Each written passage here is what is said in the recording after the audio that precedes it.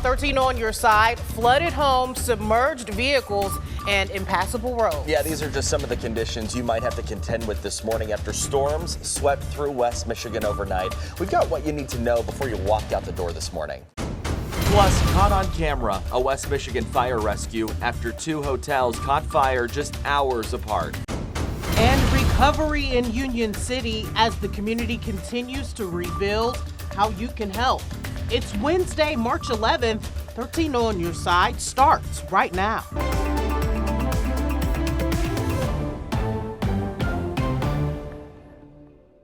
And good morning, West Michigan. We start with a video of the extreme flooding across West Michigan overnight. I mean, you could see these flood waters rushing by near Sullivan Field in Grand Rapids, and this is just one of the areas impacted by last night's storms. Tons of impacts overnight. I thank you so much for joining us this morning, everybody. Great to see you. I'm Tanner Holbrook. Yeah, that did not even look like Grand Rapids. Right. I'm Emily Scarlett. Thanks for waking up with us, and thanks to those of you watching on 13 Plus. We bring you team coverage this morning. Our Aaron Sullivan is live with the latest on flooded roads in Grand Rapids, and Chief Meteorologist Samantha Jacks is watching more rain move in. Sam, what should people know as they walk out the door this morning?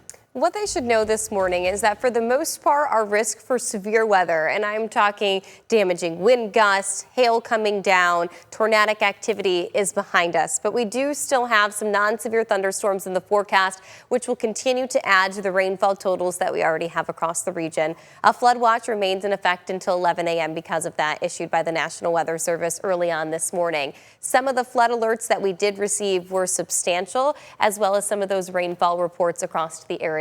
We had anywhere from a half an inch to upwards of 3 inches of rain come down widespread across the region, with the heaviest of swath of rain extended from portions of Ottawa County straight through Kent County. Let's see if we can get that graphic to load for you here. Our computers worked really hard over the last 24 hours, so they're working a little slow for me. There we go.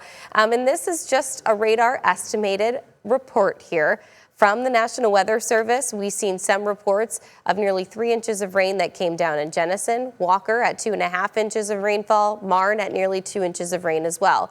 Our current radar right now is showing a cluster of thunderstorms that are making their way towards northern Muskegon as well as Oceana County. These are non-severe thunderstorms. But bigger picture of things here, you see all this rainfall off to the south and west of us working its way through Illinois.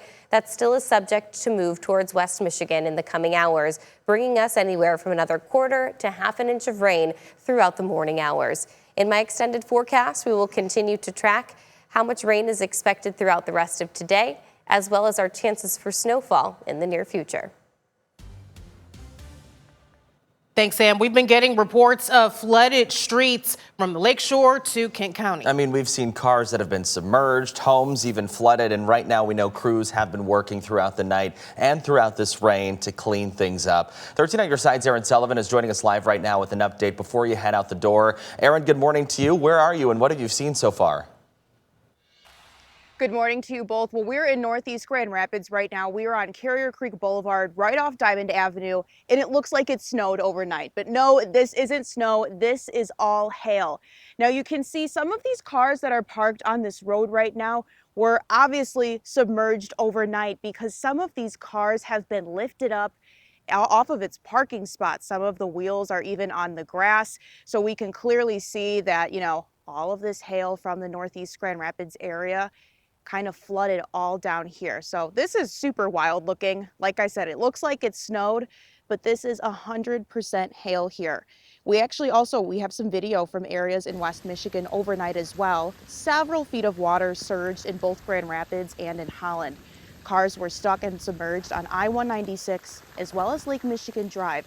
28th Street and other major roadways were also impacted as well. Homes were also impacted. We actually spoke with one woman who's staying at an Airbnb nearby who experienced these floods. And I just said to my daughter-in-law who's with us, I said, I haven't seen weather like this since we left Michigan 16 years ago, because we don't get weather like this in Massachusetts. Now, Tina and her family are working with the Airbnb owner on the flooding. They're able to stay inside of their home this morning. And like Sam said, we're going to be expecting more rain this morning. So if you are driving in the greater Grand Rapids area, like where we are right now, we possibly may see more floods. So be sure to not drive through and to turn around. For now in Grand Rapids, I'm Erin Sullivan, 13 on your side. Wow, that is incredible to see that hail piled up that way. We were in disbelief thinking some of that's got to be snow. Well, I looked at it and I'm like, there's no way that that's all hail. But I mean, Sam confirmed it. We did not have any snow overnight, and that is truly a stunning hail. sight to see this morning. So many waking up to hail damage this morning, too. Of course, it was falling across West Michigan. We've got more hail video to show you falling in Hudsonville. I mean, you can just see how much was coming down, and watching this video, it makes sense as to how the scene where Erin is at this morning looks the way it does. And by the way, dozens of you sent in photos of that hail that fell in your backyard. It was as large as 2 inches in diameter in some spots. Jenison, by the way, seeing the largest reports. We also received photos from Hudsonville, Grand Rapids, Rockford, and more. So if you'd like to share a weather photo with us, text it to us at 616-559-1310. Some consumers' energy customers are starting the morning without electricity. Here's a live look at the utilities outage map now. The largest area is southwest of Grand Rapids. There's another large outage area east of Plainwell near the Lake Doster Golf Club. The utility expects power to be restored to many of its customers this morning. Our weather coverage continues for you this morning on Morning Plus. As the sun comes up, we'll be live with a look at the damage left behind from last night's storms. Download 13 Plus and watch for free.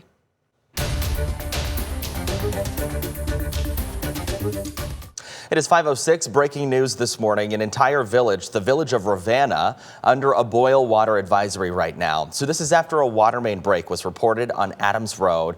The Department of Public Works supervisor says the advisory will be in place until further notice. Again, all people in the village of Ravenna being told to boil their water this morning. Right now, Ottawa County deputies are trying to figure out whose body was found in Georgetown Township. Deputies making that discovery yesterday afternoon in the woods near Chicago Drive and 18th Avenue. Investigators think this man was in his mid-20s and he may have been living in the woods. No word yet on his cause of death, so if you have any information in this case, maybe you saw something, call the sheriff's office or Silent Observer. Those numbers are on your screen right now. New video shows Wyoming firefighters rescuing a person from a third-floor hotel room as crews work to put out 2 hotel fires in just 24 hours. The first happened Monday afternoon at the Baymont Inn on 28th. They found a person trapped inside with heavy smoke and were able to rescue that person through a window, who was treated for smoke inhalation.